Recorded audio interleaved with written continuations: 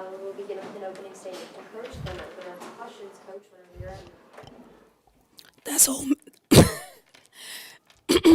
that is Ole Miss women's basketball. That what you saw is Ole Miss women's basketball.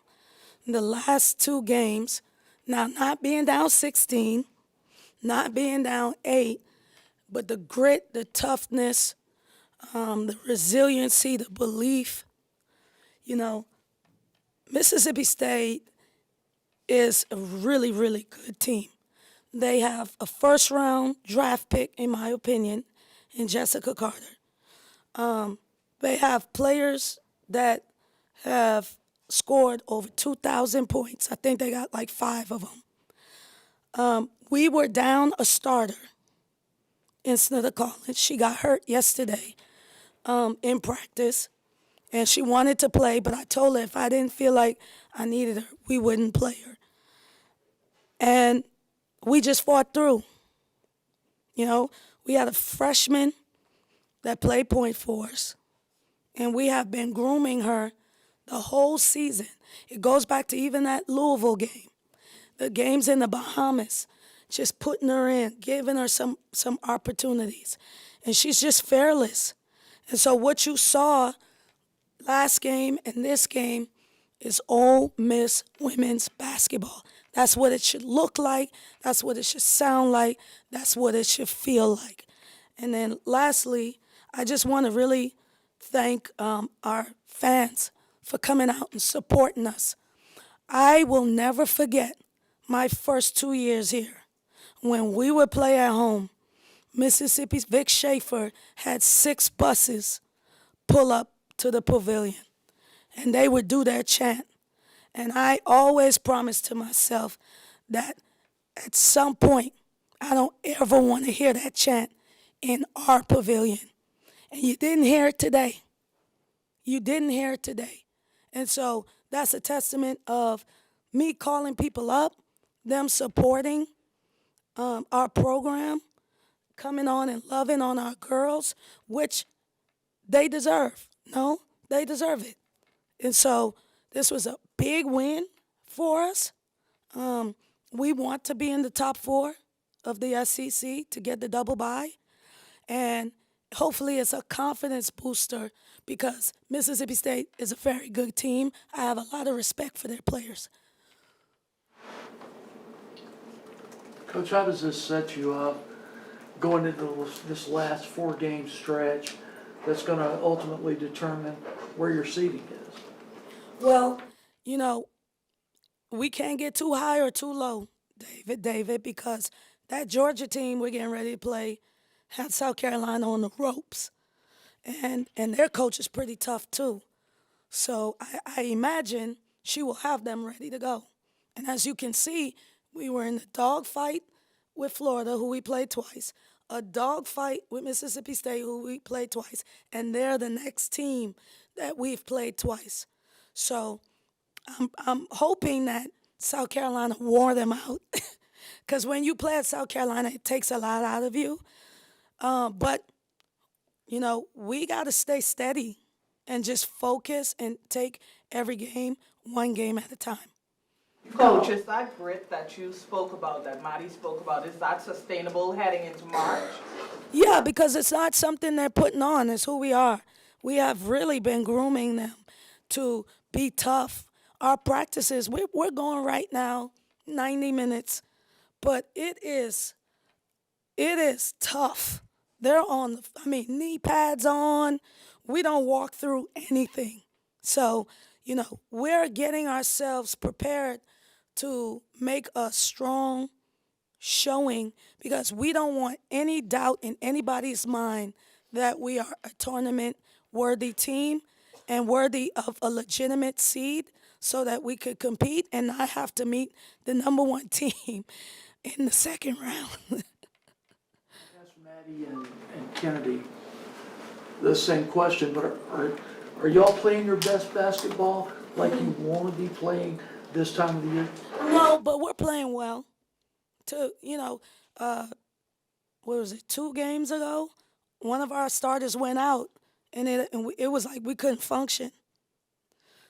today, one of our starters is out, and we just kept on moving as if it was nothing. And that's the growth, you know. And so, are we playing our best? No, because we gave up 20 points one quarter, so that drove me nuts. But are we building the momentum that a coach wants to see in February? Absolutely. Maddie is a four-year player here. She's had 2 huge games in a row, especially at the end of those games. What has it been like to see her blossom? It's been a proud moment for me. You know, yesterday she was in practice. Maddie is our most unselfish player. So yesterday in practice, she wants to like create passes for everybody. And I just finally stopped practicing. I said, Maddie, I promise you, there is not an assist ward out there that you can get. Like, there's not an assist ward. There is a double-double opportunity. And I hate she didn't get, 10. But we want Maddie, when she's in her spots, she's unstoppable. And so, but she always wants to make everybody feel good and get them involved. It's the point guard in her. But it's been great to see her step up. She was, my team's gassed. We just played 2 overtime games, 1 on the road, so it's not like we was home. We didn't get back until like 11, almost midnight. Like, we're pooped, So it just shows her toughness and resilience. You talked about kind of the same question I asked Maddie and Kennedy. To be where y'all are, talking about that 4th seed and still have everything in front of you with what this roster's experienced, what does it say about them? Yeah, here's the thing. People don't talk about it, and I'm not going to bring it up, but since you brought it up, I'll bring it up. We're missing our starting PG, And then not only that, then we're missing our starting wing that knows the rivalry better than anybody else. From Brookhaven. So, I'm proud of this group because they could find every excuse to quit. And yes, we have here and there, but like I told you all, it's par for the course, And I'm just proud of my staff as well, because I've been calling everybody up. I look at myself in the mirror. I challenge myself. Y'all, in the past 72 hours, I could probably count on 2 hands how many hours of sleep I got. We are burning the candle right now. And so everybody is working. Everybody is all in. They believe in, they're locked in, and they're bought into what we're trying to do. How this game was Ole Miss women's basketball, and then those last couple minutes, obviously, with the 8-point deficit and overcoming that, and y'all's brand of the we defend and all that. I mean, what was it about your defense that kind of stuck out to you those final few minutes that allowed you to get that comeback and ultimately clinch the win? I think it was just the connectivity. We just came back from 16, so 8 in our mind is nothing. And I just reminded them. I looked up. And I remember it was 4 minutes and 58 seconds. And I said, guys, we have more than enough time, but we started pressing John and started shooting threes as if we needed I said, we don't need a 3 to win this game. It's a 2-possession, most 3-possession game with 5 minutes left. Let's just get stops and be who we are, a transition team. And so we were able to do that, and that's what worked for us. You mentioned Jessica Carter being a first-round level talent. She's a pro. She fouls out there. I guess how much did you feel like things changed for State, what they were doing offensively with her out of the game? I looked up to the heavens, and I said, Lord, thank you. And that is why I pay my tithes every month, because at some point I need the big fella to throw me a bone. And when she fouled out tonight, I was elated because she's unstoppable. She's in shape. She looks great. She's a first-round draft pick. And kudos to our players, Rita Ibakwe. Rita really took it at Jess and put her in that situation to get those fouls. And but she is a pro. looked up to the big guy. He looked out. It was destined for us to win this game.